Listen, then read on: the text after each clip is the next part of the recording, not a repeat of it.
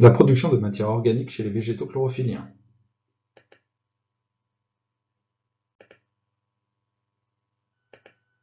Alors en sixième, on a vu que les végétaux chlorophylliens avaient besoin d'eau et de sels minéraux, de dioxyde de carbone, CO2, le tout en présence de lumière pour produire leur matière organique.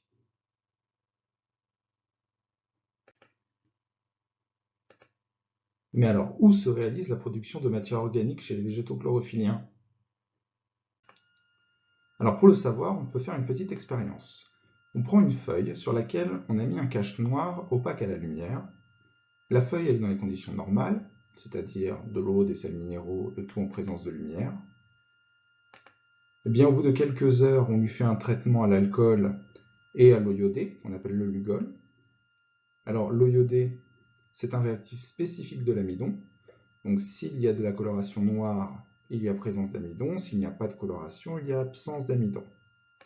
Et le résultat obtenu est une coloration noire de la feuille, là où la lumière pouvait passer.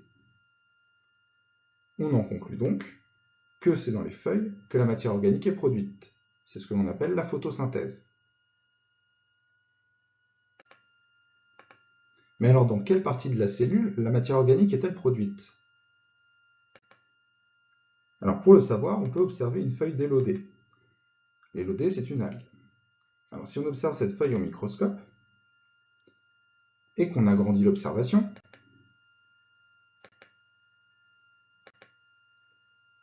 on peut observer des petits organites verts dans les cellules. Ce sont les chloroplastes. C'est dans ces organites que se fait la photosynthèse. Alors on a dit que les végétaux chlorophylliens avaient besoin d'eau et de sels minéraux. Mais par où entrent l'eau et les sels minéraux justement? Alors on le sait, ils rentrent par les racines.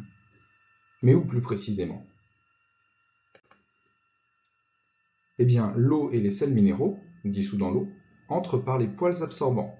Ce sont des cellules spécialisées qui font rentrer l'eau et les sels minéraux.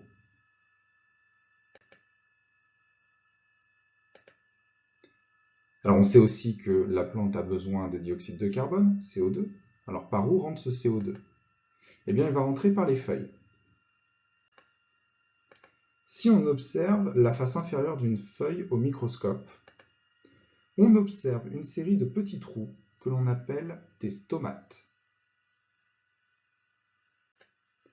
Ces stomates sont principalement présents sur les faces inférieures des feuilles. Ces stomates permettent donc de faire entrer le dioxyde de carbone à l'intérieur de la feuille. La plante possède donc maintenant tout ce qu'il lui faut pour produire sa matière organique en présence de lumière.